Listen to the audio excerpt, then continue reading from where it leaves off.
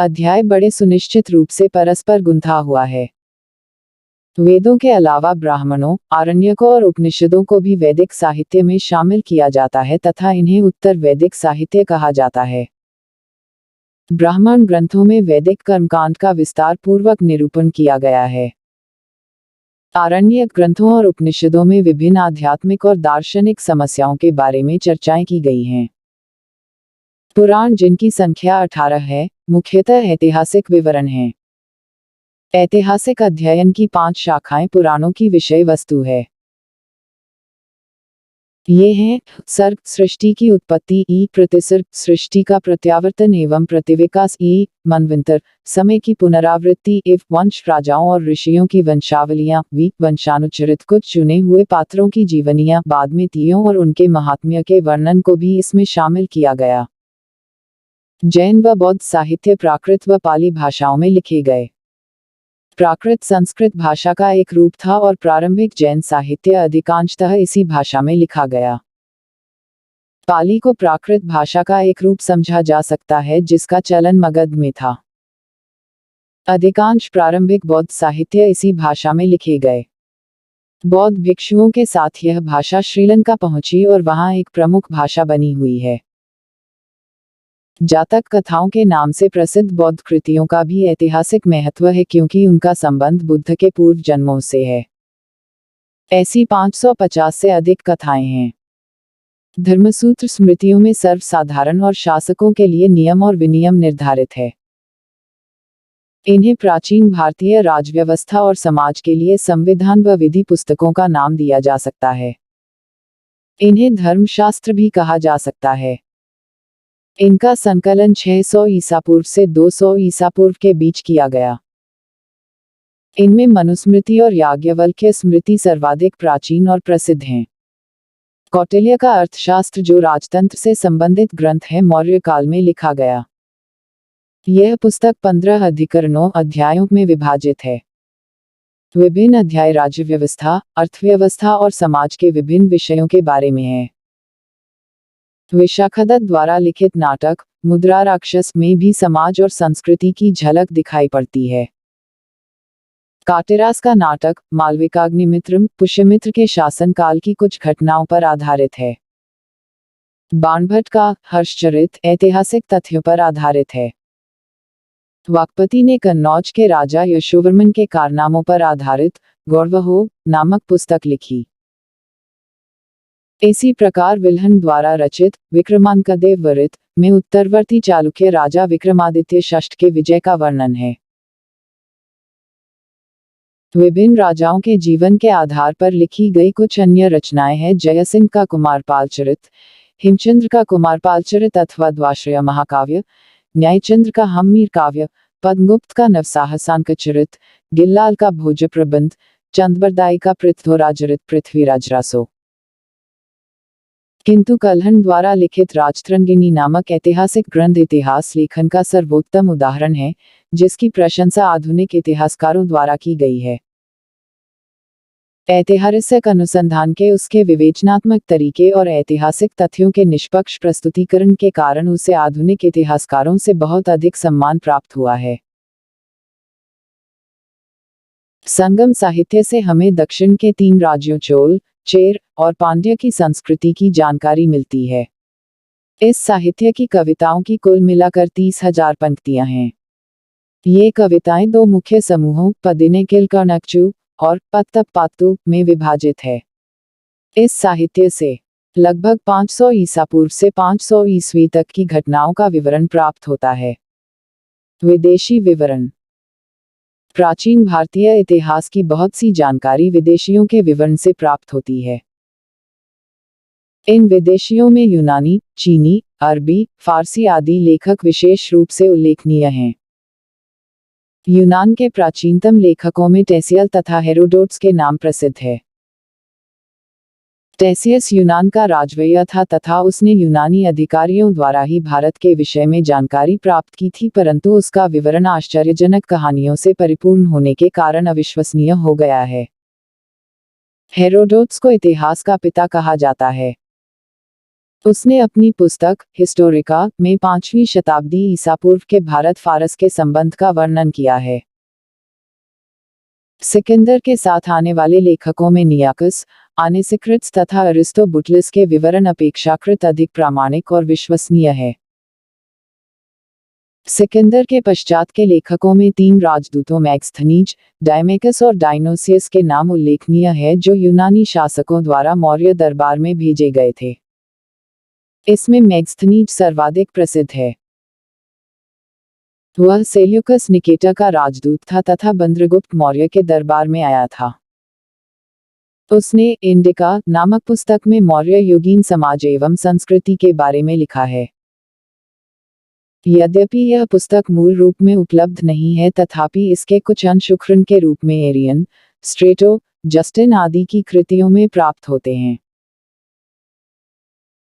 एक अज्ञात यूनानी लेखक ने जो मिस्र में आ बसा था लगभग 80 ईस्वी में भारतीय तट के अपनी वैयक्तिक यात्रा के आधार पर पेरिप्लस ऑफ द एरिथ्रियन सी नामक पुस्तक लिखी जिससे भारत के समुद्री तटों के बारे में बहुमूल्य सूचना प्राप्त होती है। एक अन्य लेखक टालमी ने 2वीं शताब्दी शून्य में भारत का भूगोल लिखा।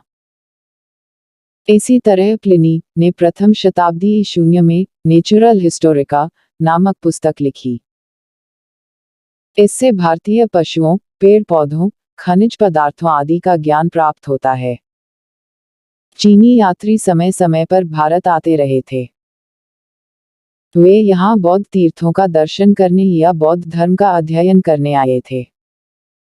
इसलिए उनके विवरणों का झुकाव कुछ हद तक बौद्ध धर्म की तरफ है। इन चीनी यात्रियों में 4 के नाम विशेष रूप से प्रसिद्ध है: फालियान, सुंगयुन, स्वेनसांग तथा इतलिंग। फाक्यान चंद्रगुप्त विक्रमादित्य के दरबार में 375 से 415 ही शून्य के बीच आया था। उसने अपने विवरण में मध्य देश की जनता को सुखी एवं समृद्ध बताया।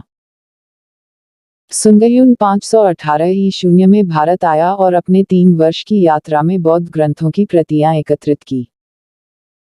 चीनी यात्रियों में सर्वाधिक महत्व हवेनसांग अथवा युवानचांग का है, जो हर्ष के समय में 629 ही शून्य में भारत आया। यह यहाँ लगभग 16 वर्षों तक रहा। उसका यात्रा वृतांत की नाम से प्रसिद्ध है जिसमें 138 देशों का विवरण प्राप्त होता है। इससे हर्षकालीन भारत के समाज, धर्म तथा राजनीति पर प्रकाश पड़ता है।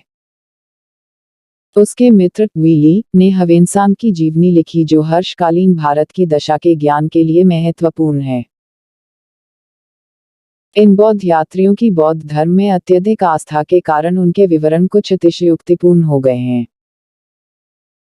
उदाहरण के लिए हवेनसांग ने हर्षवर्धन का वर्णन बौद्ध धर्म के अनुयायी के रूप में किया है, जबकि अपने पुरालेखीय अभिलेखों में हर्ष ने अपने आप को शिव का भक्त बताया है।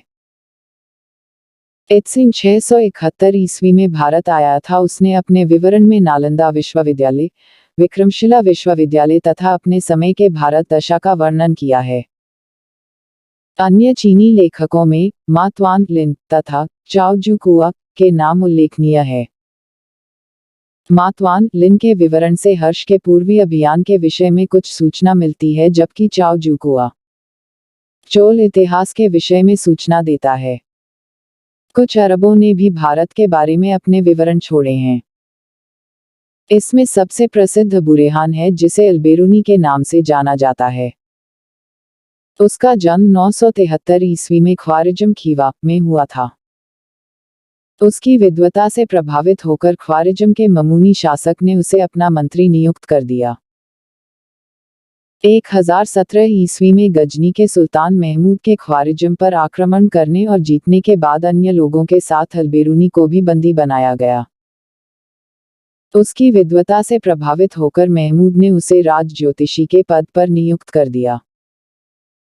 उसने अपनी पुस्तक तहकीक हिंद भारत की खोज में यहाँ के निवासियों की दशा का वर्णन किया है, किंतु उसने अपने समय की राजनीतिक स्थिति के बारे में कोई जानकारी नहीं दी।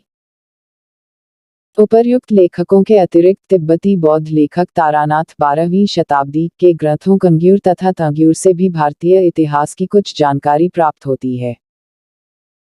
वेनिस का प्रसिद्ध यात्री मार्को पोलो, जिसने पूरी दुनिया की यात्रा की थी, 13वीं सदी के अंत में पांड्य देश की यात्रा पर आया था।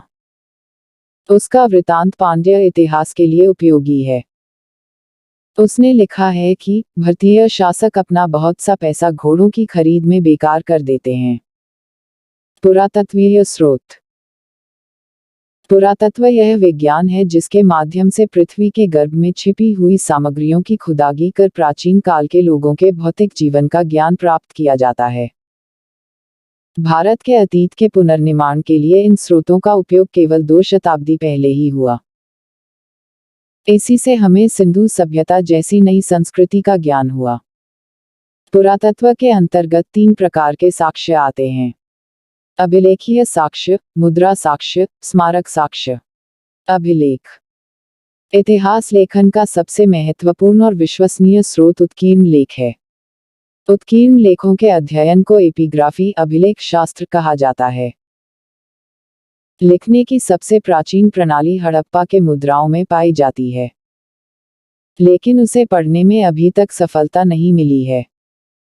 इसीलिए अशोक के उत्कीर्ण लेखों के लेखन प्रणाली को सबसे प्राचीन माना जाता है। उसके अभिलेख 12 लिपियों ब्राह्मी, खरोष्ठी, आमेइक और पुनानी में है।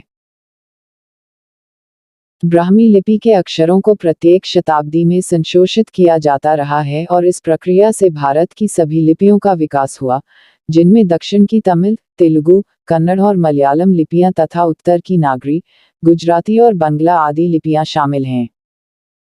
लिपियों के विकास के अध्ययन को पुरालिपि विद्या कहा जाता है।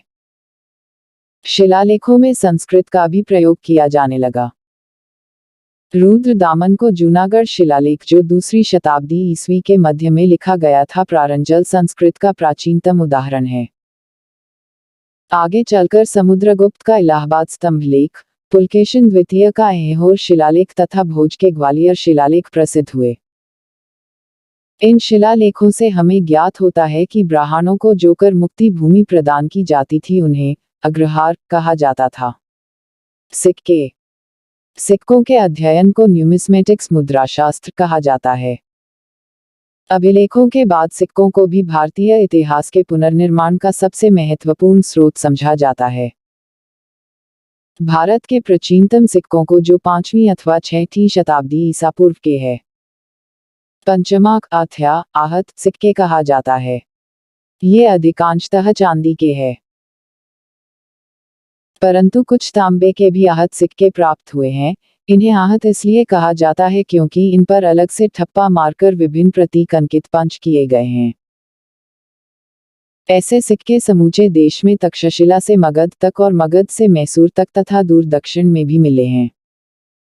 उन पर कोई शब्द अथवा लेख अंकित नहीं है। साहित्य में इन सिक्कों को कारशापन कहा गया है। भारत में पहली बार लिखित स्वर्ण सिक्के चलाने का श्रेय इंडो ग्रीक या हिंद यवन शासकों को जाता है। इन सिक्कों के द्वारा ही हमें उन 40 से अधिक भारतीय यूनानी शासकों का पता चला है, जिन्होंने भारत के उत्तर पश्चिम के एक छोटे से क्षेत्र पर शासन किया था।